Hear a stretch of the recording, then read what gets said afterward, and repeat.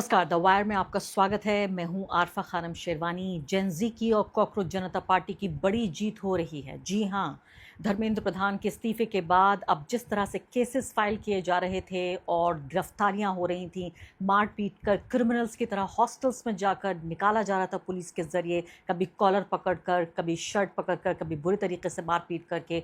अब बाकायदा उन केसेस को, उन एफआईआर्स को विड्रॉ किया जा रहा है। लेकिन एक ही लम्हे में आऊंगी इस खबर के ऊपर। इससे पहले याद आ गए मिर्ज़ा गालिब, क्योंकि एक नई खबर आई है अभी। मिर्ज़ा गालिब कह के चले गए, कह के गुजर गए कि तेरे वादे पर जिए तो ये जान छूट जाना, कि खुशी से मर न जाते गर एतबार होता। मर गए होते हम नरेंद्र मोदी के वादे पर अगर हमने एतबार किया होता, अगर हमने विश्वास किया होता। वो तो अच्छी बात है कि नरेंद्र मोदी के स्टाइल को, उनके काम करने के तरीके को हम अच्छी तरह जानते हैं। एक बात को कहना और फिर किस तरह से उसको बिल्कुल भी लागू ना करना। नरेंद्र मोदी की ईमानदारी पे यकीन ना करें तो हम क्या करें? सीबीआई, जी हाँ, central bureau of investigation, Narendra Modi की होम मिनिस्ट्री के मातहत काम करती है। लेकिन इसके बावजूद जो खबर आपको बताने जा रही हूँ बिल्कुल चौंकाने वाली बात है। आपको याद है कि नरेंद्र मोदी ने 50 दिनों के इस पूरे प्रोटेस्ट और आंदोलन या इनकलाब, जो आप कहना पसंद करें वो इसको कहिए, इसके बाद पहली बार उन्होंने मुख से जो शब्द कहे, बाकायदा उन्होंने ट्वीट करके ये कहा कि बहुत सख्त हैं वो पेपर लीक के मामले में, और ये देखिए फास्ट ट्रैक कोर्ट बनाया जा रहा है। मैं जंतर मंतर पहुंची तो वहाँ एक भी ऐसा व्यक्ति नहीं मिला जिसने ये कहा हो कि प्रधानमंत्री की बात पे उसने यकीन किया है। लेकिन प्रधानमंत्री, आप सोचिए, अगर उस व्यक्ति की हम बात भी ना करें तो कम से कम उसके पद की, उसकी कुर्सी की गरिमा का तो ध्यान रखना पड़ता है। तो मैंने सोचा कि प्रधानमंत्री इतने दबाव में, जबकि पूरा का पूरा यंग जनरेशन हमारा सड़क पे आ गया है, प्रधानमंत्री किसी बात को कह रहे हैं, उसकी एक हैसियत होती है, उसकी एक अहमियत होती है, उसका एक कानूनी पहलू भी होता है। उन्होंने सरेआम इस बात को कहा, कोई प्राइवेटली किसी के साथ नहीं कहा। लेकिन अब सुनिए अब क्या हो रहा है, खबर देखिए अपनी स्क्रीन पर। तो ये एग्जाम पेपर जो लीक केस है, इसमें पहली हियरिंग, पहली सुनवाई होनी थी, वो एडजर्न हो गई है कि सीबीआई के जिस वकील को पहुंचना था वो वहां पहुंचे ही नहीं। जी हाँ, खुशी से मर ना जाते गर एतबार होता। एतबार होता तो शायद उसी दिन, जिस दिन प्रधानमंत्री ने ये कहा था कि हम फास्ट ट्रैक कोर्ट बना रहे हैं, उसी दिन मर गए होते कि अरे भाई इतनी खुशी की बात है, प्रधानमंत्री ने कह दिया अब सब कुछ खत्म हो गया है। इसलिए हमने उनके वादे पर कभी एतबार नहीं किया था। सीबीआई का वकील एक ऐसे मामले में जिसमें प्रधानमंत्री का शब्द, भारत में एक कहावत है कि प्राण जाए पर वचन न जाए। यहाँ प्राण तो जा रहा है और वचन भी जा रहा है। प्राण जा रहे हैं छात्रों के और वचन जा रहे हैं प्रधानमंत्री के। तो ये नहीं पहुंचा। पहली हियरिंग होनी थी, डेजिग्नेटेड कोर्ट में होनी थी। नीट का जो पर्चा लीक हो रहा था उस मामले में सुनवाई होनी थी, और अभी कुछ घंटे पहले की बात है ये कि वो वकील वहां पे नहीं पहुंचा, जो काउंसिल था वो नहीं पहुंचा, सीबीआई की तरफ से उसको पहुंचना था।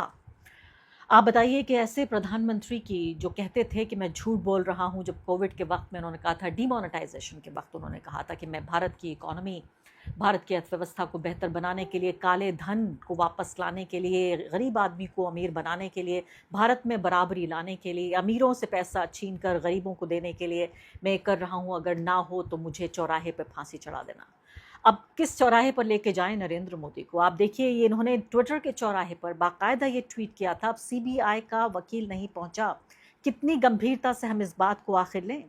अब अगली खबर सुनाती हूँ आपको। आप ये देखिए कि तथाकथित जो हमारा दरबारी मीडिया है, जो पूरी दुनिया में शोहरत हो गई है कि गोदी मीडिया, लोग रिसर्च कर रहे हैं कि आखिर गोदी क्या होता है। लैपडॉग मीडिया, यानी कि जो सरकार की गोद में बैठा रहता है, ये सरकार की जेब में पड़ा रहता है। लेकिन इससे कहीं आगे बढ़ के क्रिमिनल, मुजरिम मीडिया, नाज़ी मीडिया बन चुका है ये भी जब रिपोर्ट करने लगे, और जेंजी से ही सीखा मैंने ये भाषा।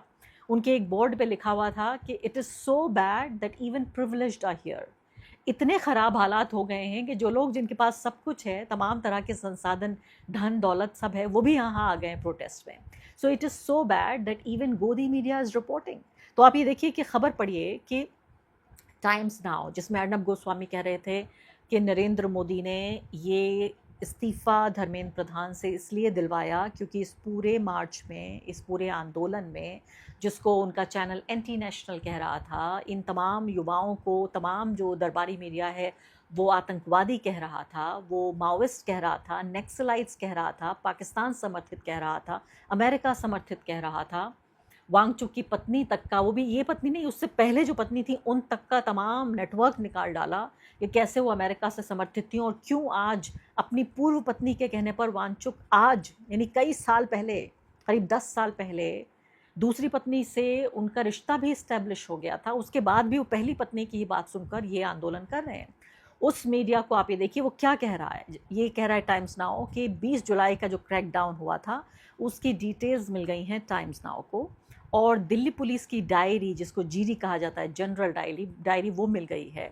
और हुआ क्या है, इससे डायरी एंट्री से जीडी एंट्री रिकॉर्ड कर रही है कि पैलेट गन्स का इस्तेमाल हुआ है।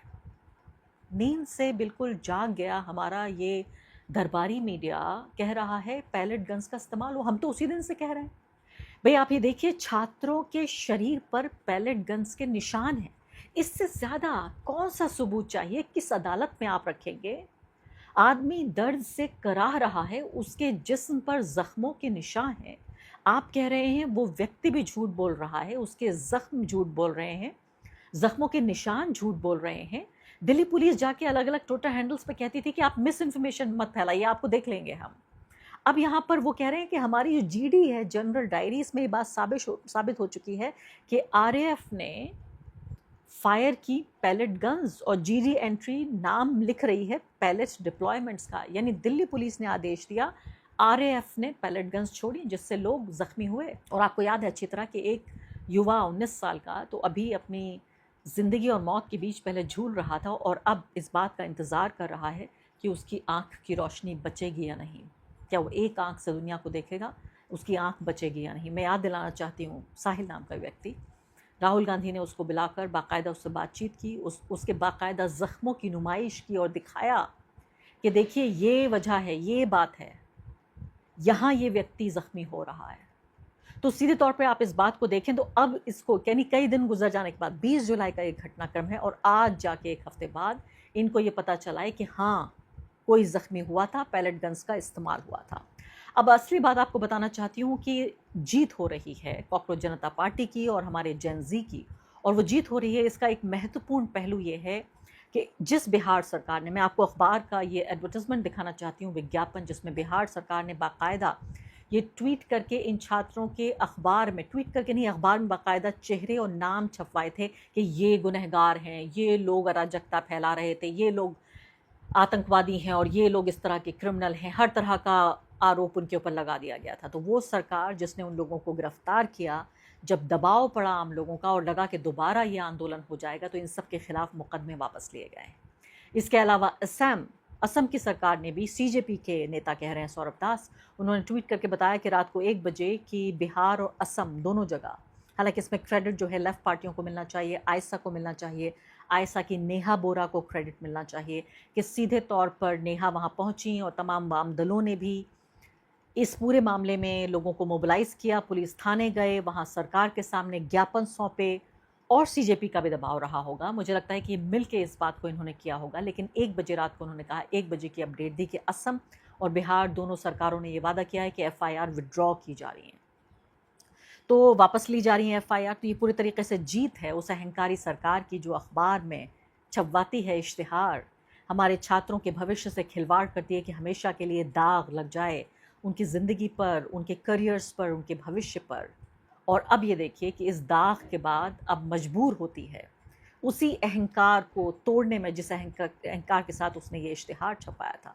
उसके बाद क्या होता है, इसको वापस लेकर बाकायदा एफआईआर वापस ली जाती है, लेकिन अभी कई जगह बाकी है, महाराष्ट्र बाकी है। इसके अलावा मुझे पश्चिम बंगाल से अभी तक कोई, जब तक ये रिकॉर्ड हो रहा था कार्यक्रम तब तक कोई खबर नहीं मिली। राजस्थान के बारे में खबर मिली है कि राजस्थान से भी विड्रॉल की खबरें आ रही हैं। तो ये राजस्थान सरकार ने भरोसा दिया है, ये सीजेपी के लोगों का कहना है कि आंदोलन में जो शामिल प्रदर्शनकारी हैं उनके खिलाफ कोई नई एफआईआर या कोई भी दंडात्मक कार्रवाई नहीं होगी।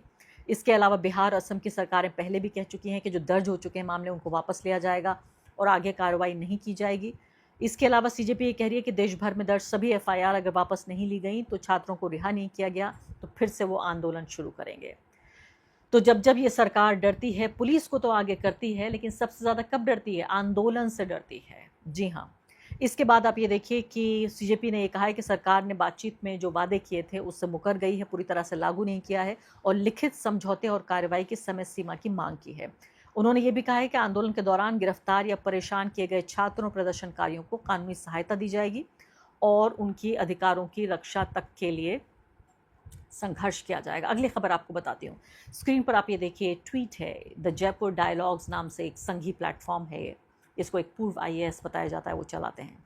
देखिए क्या लिखा है। एक मासूम सी छोटी उम्र की इस लड़की का फोटो लगा हुआ है और लिखा है find her, she abuse PM Modi.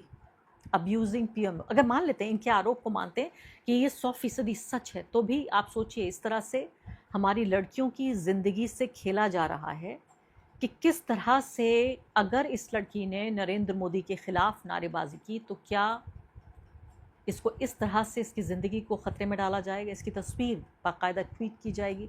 कितने ख़तरनाक लोग हैं, और मैं कहती हूँ कितने बुज़दिल लोग हैं ये। इनके पास ये जो संघ है और संघ की ये सरकार है, इनके पास सब कुछ है। इनके पास पुलिस है, अदालत इनकी जेब में, मीडिया इनकी जेब में, पूरी ब्यूरोक्रेसी है इनके पास, देश की सेनाएं इनके मातहत काम करती हैं, तमाम पुलिस इनके मातहत काम करती है। लेकिन एक लड़की से, उसके प्रधानमंत्री मोदी से सवाल करने पे इनको डर लगता है। ये डर जाते हैं एक छोटी सी लड़की से। और यहाँ जिक्र हो रहा है गाली गलौज का। 12 साल गुजर चुके हैं इस गाली गलौज को। मैं फिर से कह रही हूँ, मैं जस्टिफाई नहीं करती हूँ, ये मेरी तहजीब का हिस्सा नहीं है।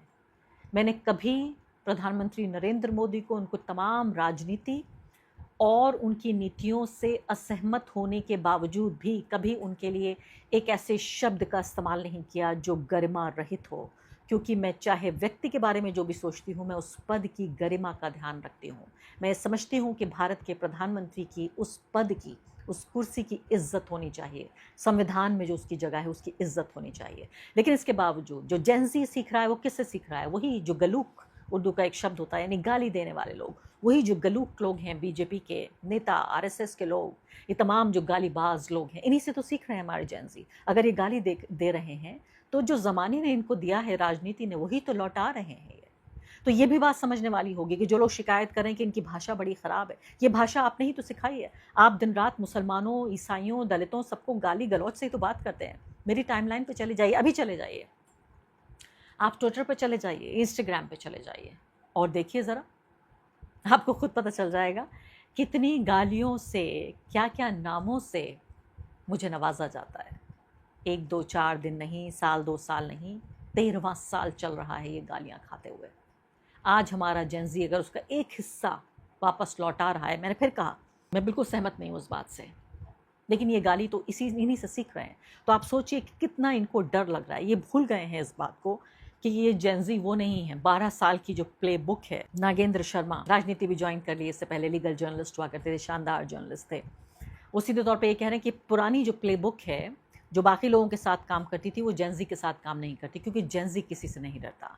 नागेंद्र शर्मा क्या कह रहे हैं? वो कह रहे हैं मोदी शाह की जो प्ले बुक थी 2 दशक से, अभी नहीं, जब गुजरात में मुख्यमंत्री थे तब से उनकी प्ले बुक बिल्कुल सेम है, गुजरात में भी और यहाँ पर भी, कि धमकी दीजिए, पिटाई कीजिए, डिमोनाइज कीजिए, आतंकित कीजिए, टॉर्चर कीजिए, जेल में बंद कीजिए। और हमेशा ये जो पूरी प्ले बुक थी ये काम आ रही थी। लेकिन जुडिशरी, बाबू, कारोबारी, पॉलिटिकल पार्टियां और नेता सब झुक गए इस सब के आगे, लेकिन जेनजी झुकता नहीं है। अच्छी बात उन्होंने याद दिलाई, क्योंकि वो इस उम्र के लोग हैं जिनके पास खोने के लिए कुछ भी नहीं है, सिर्फ और सिर्फ हिम्मत है। और पुरानी बात यह है कि पुराने जो एक रिवायती जो तरीक़े होते थे, जिससे रिवायती तरीक़ों से लोग डर जाया करते थे, मेरी पीढ़ी के भी, मुझसे बड़ी पीढ़ी के लोग भी, ये जेनजी किसी की बात नहीं सुनता, हर बात पे सवाल करता है, बेबाक सवाल करता है, दो टूक सवाल करता है। नरेंद्र मोदी को अकल आएगी, धीरे धीरे ये सरकार सीखेगी, इस सरकार की पुलिस भी सीखेगी, अदालतें भी सीखेंगी, मीडिया भी सीखेगा कि ये जेनजी है, किसी की नहीं सुनता, अपने माँ बाप की भी नहीं। द वायर के और वीडियोस देखने के लिए सब्सक्राइब करें और बेल आइकन पर क्लिक करें। स्वतंत्र पत्रकारिता की आर्थिक मदद करने के लिए डिस्क्रिप्शन में दिए गए लिंक पर जाएं और अपनी राशि